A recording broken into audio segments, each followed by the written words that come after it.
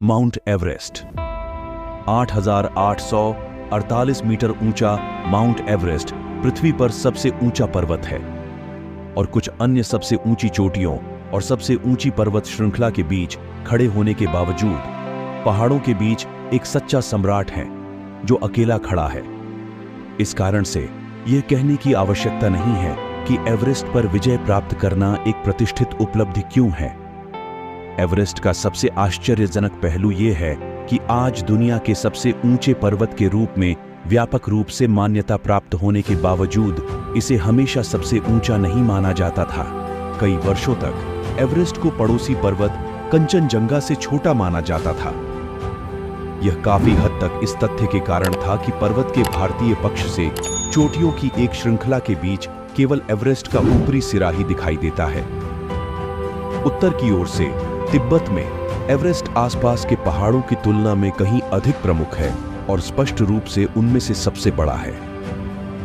हालांकि इस क्षेत्र में बहुत कम लोग रहते थे या आते थे, इसलिए इसके बारे में व्यापक रूप से जानकारी नहीं थी और यहां तक कि जो लोग इस क्षेत्र में रहते थे उनके लिए भी निश्चित रूप से यह कहना मुश्किल था कि यह पृथ्वी पर सबसे बड़ा है, भले ही यह क्षेत्र में सबसे बड़ा हो। इसी कारण से पहाड़ का सर्वेक्षण भारत की ओर से पूरा किया गया, जहां इसे अच्छी तरह से नहीं देखा गया था।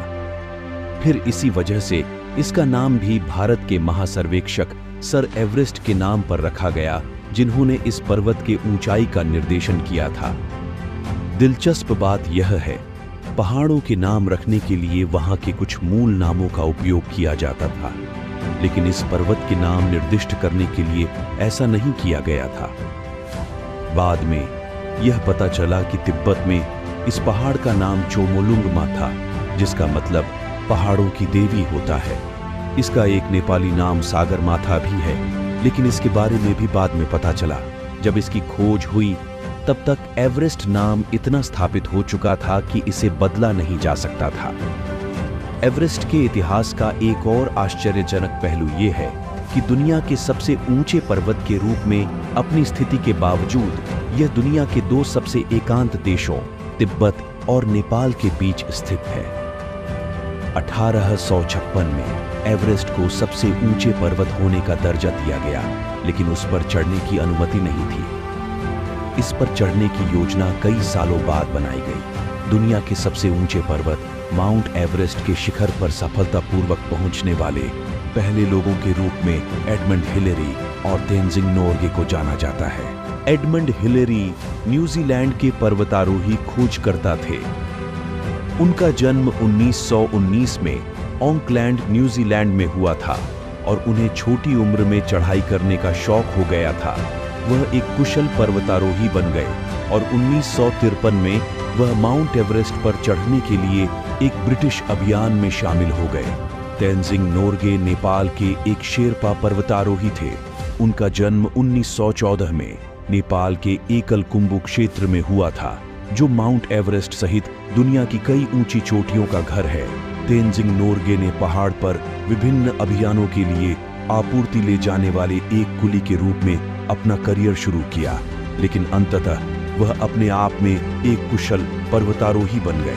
1953 में एडमंड हिलेरी और तेंजिंग नोर्गे और उसकी टीम बेस कैंप से शिखर तक पहुंचने के प्रयास के लिए निकले।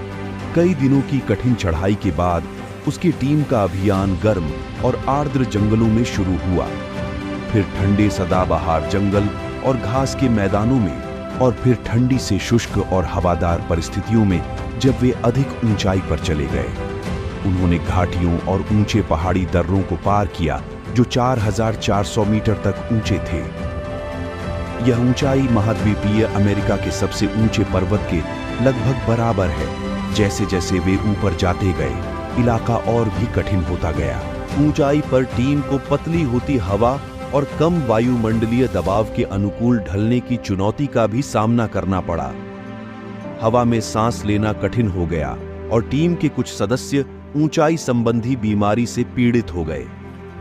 माउंट एवरेस्ट के शिखर तक जाने वाला मार्ग दरारों, बर्फ की चट्टानों और अन्य खतरों से भरा हुआ है, जिससे आगे बढ़ना मुश्किल हो सकता है। पर्वतारोहियों को तेज हवाओं और हिमस्खलन से भी जूझना पड़ता है, जो ऊंचाई पर और भी बढ़ जाता है। प्राकृतिक चुनौतियों के अलावा हिलेरी और नॉर्गे को मानवीय प्रतिकूलताओं का भी सामना करना पड़ा। अन्य पर्वतारोहण दल भी उसी समय शिखर पर पहुंचने का प्रयास कर रहे थे और टीमों के बीच तनाव और प्रतिस्पर्धा की घटनाएं थीं। चोरी और तोड़फोड़ की भी घटनाएं हुई थीं। कुछ पर्वतारोहियों को इन चुनौतियों के बावजूद सफलता की अपनी संभावनाओं को बढ़ाने के लिए अन्य टीमों से आपूर्ति चुराने के लिए जाना जाता था। लेकिन 29 मई 1953 को अपनी अंतिम चढ़ाई के दौरान उन्हें सफलता हाथ लगी। उन्हें कई खतरनाक स्थितियों का सामना करना पड़ा, जिसमें वह क्षण भी शामिल था जब हिलेरी हिमस्खलन से लगभग बह गया था। हालांकि वे इन बाधाओं को दूर करते हुए शिखर पर पहुंचे, जहां उन्होंने अपनी उपलब्धि को दर्शाने के लिए एक झंडा लगाया। क्योंकि वे पृथ्वी पर सबसे ऊंचे बिंदु पर खड़े थे, उन्हें पता था कि उन्होंने वास्तव में कुछ असाधारण हासिल किया है। वे मानवीय दृढ़ संकल्प और दृढ़ता के प्रतीक बन गए। हिलेरी और नॉर्गे की माउंट एवरेस्ट पर चढ़ाई को पर्वतारोहण के इतिहास में सबसे बड़ी उपलब्धियों में से एक के रूप में याद किया जाता है और यह दुनिया भर के लोगों के लिए प्रेरणा बनी हुई है। उन्हें न केवल माउंट एवरेस्ट के सफल शिखर सम्मेलन के लिए याद किया जाता है, बल्कि उनकी बहादुरी, दृढ़ संकल्प और चढ़ाई की दुनिया में स्थायी विरासत के लिए भी याद किया जाता है। उनकी चढ़ाई लगातार प्रेरणा देती रही है और पर्वतारोहियों की भावी पीढ़ियों को प्रेरित करते हैं और उनके नाम मानव उपलब्धि की खोज और प्राकृतिक दुनिया की खोज का पर्याय हैं। उन्होंने साबित कर दिया है कि असंभव को जीतना संभव है। वीडियो देखने के लिए आप सभी का बहुत बहुत धन्यवाद। अगर आपको ये वीडियो पसंद आया तो लाइक करें, कमेंट करें और अगर आपने चैनल को सब्सक्राइब नहीं किया है तो सब्सक्राइब कर लें।